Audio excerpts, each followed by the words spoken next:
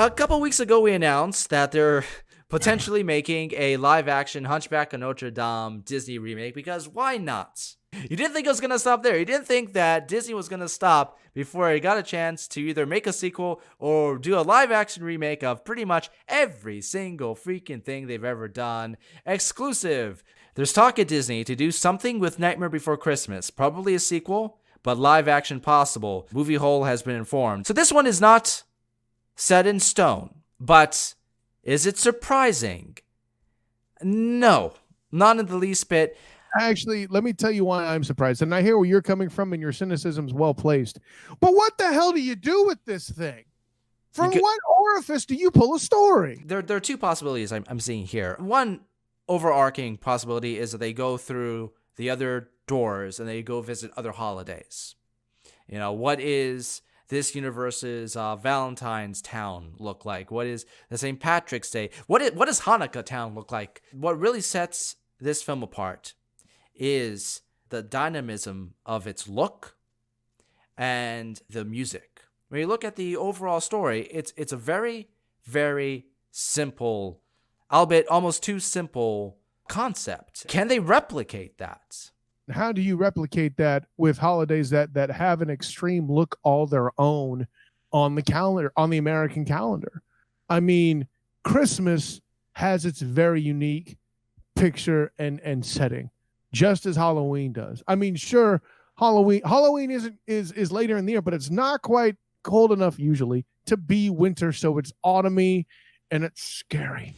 It's usually at night. And then you have Bing Crosby for the other one. What other holiday possibly sets a stage that could lead to this vivid a visual narrative? I mean, the two holidays couldn't be any more different. Correct. It was the clash between these two holidays that created the visual tapestry that is this film. Mixing Christmas with Thanksgiving, unless you're mixing Christmas with Black Friday. Demos, you've got it. Accidentally, Jack Skellington triggered Black Friday by traveling to Christmas from Nightmare Town, and the resulting Black Friday paradigm is what was left behind in all its scary, awful, horrific glory. And Jack Skellington's mission is to forever end the debauchery that is Black Friday. The nightmare that saves Thanksgiving. That being said, I think it's going to end up being a depressing movie because Jack Skellington will inevitably lose. But do you want to see a live action version of this design? First of all, it's going to be CGI. Yes. And I don't want to see them add like Will Smith's face to this lanky creature. I think one of the things that sets Nightmare Before Christmas apart is the aesthetic. It's a stop motion animation. It accentuates those visuals and music, which I mentioned before, and really brings to life the clash of those holidays. You take that aspect away, and suddenly it's like any other holiday movie. And really, what's left? The Valentine Before Drunk Day? If you take all that out, you have Kiss Saves Santa. And yet that's still more unique than probably what we're going to see with this follow-up. Oh, great point by you. Great point by you. Listen, I don't mind them wanting to challenge themselves with what they can do in live action with the technology. And what better way to do it than by way, of taking an animated film and making it live action. As somebody who would be an artist and a technician in making those movies, I can see the appeal. Listen, really where the Beauty and the Beast live action shined, the Beast design, I'm with you, was lacking. You made a Gaston that weighs less than 200 pounds. You're just going to have to bleep me. You completely f***ed up. Okay. But the job they did on the servants being various pieces of furniture and knickknacks and whatnot was pretty strong. It fit the aesthetic. I liked it a lot.